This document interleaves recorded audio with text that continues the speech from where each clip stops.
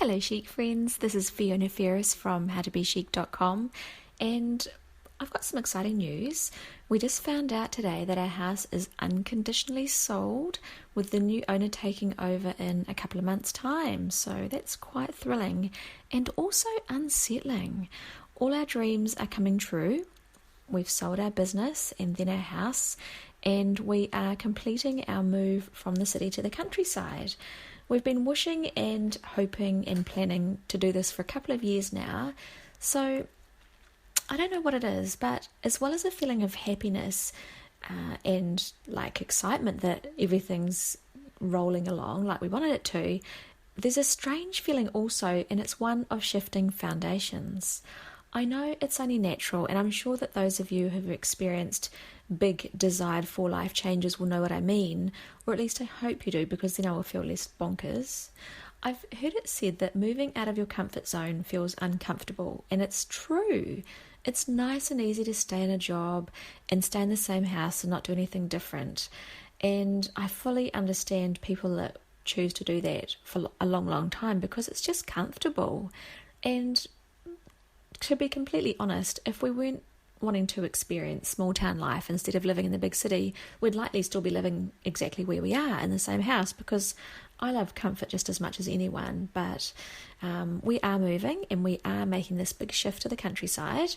It's about 5.5 hours away driving, and it's about, I think, 550 kilometres, which might be about 300 miles, I think, from just guessing in my head. So yeah, it's a good thing, and we are organised, and life is totally not stressful at all because we are quite organised and we don't have kids to worry about, so it's just us and the cats. But even aside from all that, there's still this underlying movement that's causing me to feel unsettled.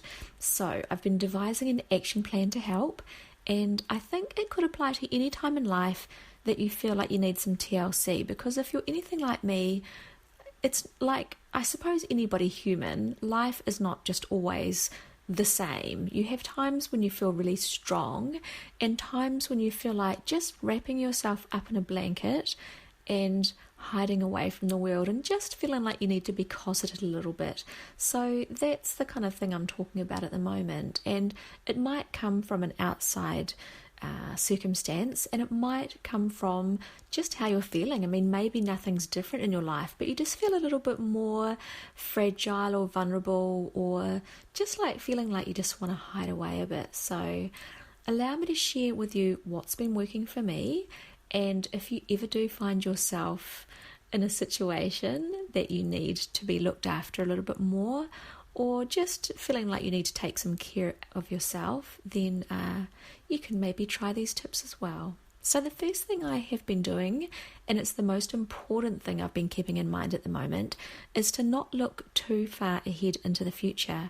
I don't need to worry about what's going to happen in 2 months' time.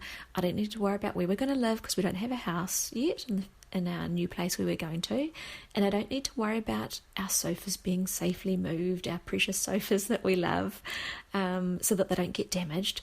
All I need to do is focus on the next few days or the next week, the next step.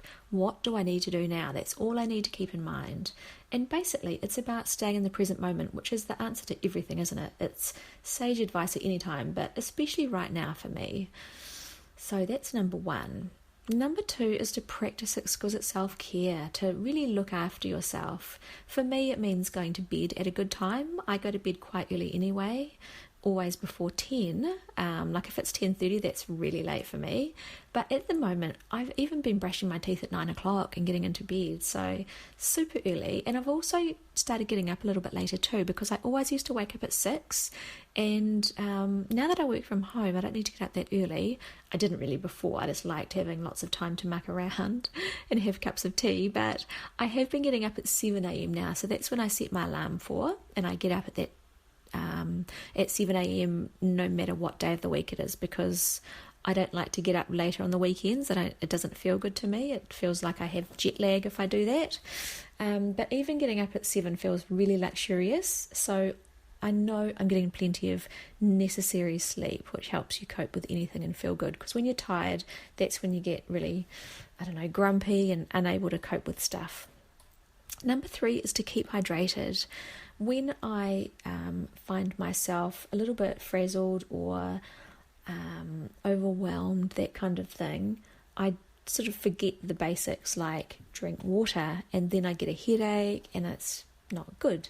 So I have a large glass, like I picked the biggest glass out of our pantry, so it holds a lot, and I sit it on my desk, always away from my laptop and my phone, and it's amazing, but it's constantly empty even though I'm always filling it. I fill it when I notice it's empty, and then when I look again, it needs refilling again. I don't know how that happens, but by having this glass on my desk, I realise that I sip my water constantly without realising, and that if it isn't there, I'm not getting that hydration because I'm not really thinking I'm thirsty, I'm going to go get a glass of water. But when it's there, I always am drinking from it, so that's really good to know. And if I'm moving about the house doing things, I'll keep my glass by the kitchen sink and have some whenever I pass by. I have another half a glass or a glass. The next tip, number 4, is to be strict on how I spend my time. I've been quite good, not perfect, at cutting out my time-wasting pursuits and focusing on what's important. If I don't do this, I can easily feel overwhelmed, and the time-wasting stuff does not bring any value into my life. It's just I don't know, for me, I can be prone to a thought sending me off onto a tangent, and I just start looking up something, and you know how it is with computers. So it's just a matter of like closing those 10 tabs and forgetting about whatever I thought was so important that I needed to look up straight away, and actually look back at my notepad with the day's handful of tasks on it that absolutely must be done that day, and choosing one to do, the old basics of time management that I try and reinvent, but they always... The old stuff is the good stuff. Write down your list and do the list. Next tip, number 5, is to nourish myself. I have been ensuring that I'm getting lots of good food, keeping my kitchen stocked, plenty of fresh fruits and vegetables. At times like this, my natural inclination is to want to eat carbs, and then maybe some more carbs for good measure. Sugar or chippies, doesn't matter as long as it's carbs, and you just feel revolting. And I have allowed myself a little bit of that, but more than usual. But I'm also gently steering myself back towards healthy food so that I feel better, because I just feel wretched when I do let myself eat that stuff. I've been using the guidelines in my book 30 Slim Days, which is all about enticing and inspiring myself towards healthier options rather than being a dictator, which never works because I rebel against myself. You might do too. So I've sort of been like, if I do have something really crappy, I think, well, that's cool, eat it. But then I get good food for the next meal or whatever, and I'm not really hard on myself, like, because I have eaten that stuff, but I'm also not letting myself just go into a downward spiral. I'm just always gently redirecting myself back towards health. Number 6, I do fun things every day, and they're not big, expensive fun things. Sometimes we do go out for lunch, but it's nothing fancy. We might can have a salad at the food court. Woohoo, I really know how to live. And I also like to read every day, because reading is my happy place. So I have library books, I have my own books, I have my Kindle, I have a never-ending supply of things to read. And so it depends if I feel in the mood for a bit of chick lit, or a thriller that I just finished called Behind Her Eyes by Sarah Pinborough. My goodness, I'm still thinking about it. Really, really good. Or sometimes I feel like reading something non-fiction, so I just pick what I feel like reading, and sometimes it's a magazine too. I love Hello Magazine.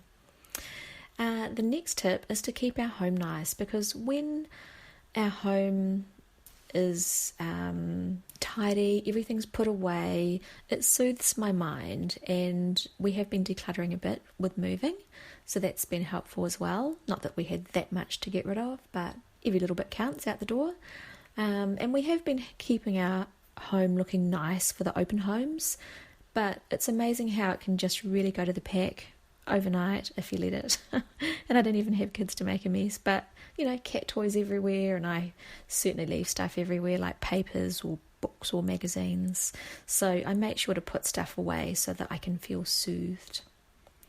And my last tip is to be excited for our future and our future home. I'm excited about what we're going to get rid of before we move, and I think it's probably more that at the moment than where we're going to live, because I don't have a place to live, so I'm not thinking too much about that, but I'm thinking, how little can we take with us? How much stuff can we donate before we go?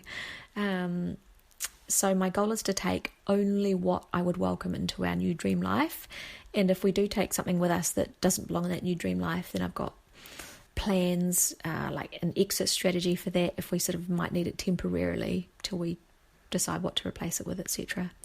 Yeah, so that's exciting too. So rather than, I guess, working on settling the butterflies and keeping calm, whilst at the same time turning anxiety into excitement when I think about the future, that's the main thing. So tell me, are you strange like I am? I do feel odd even saying all this stuff, but that's what I'm all about, helping you feel normal if you ever have these feelings like I do. Plus, it helps me work stuff out for me at the same time. That's me, making big plans, then freaking out when they start coming to fruition, not nutrition. So, I'm so happy that you joined me today, and I wish you all the best. Please share with me on my blog at howtobechic.com if this sounds like you, and if you think these tips would be helpful, and also if you've got anything that's that you would add to it that you find really helpful, because I'm always looking for new stuff, new good things to help my life be better.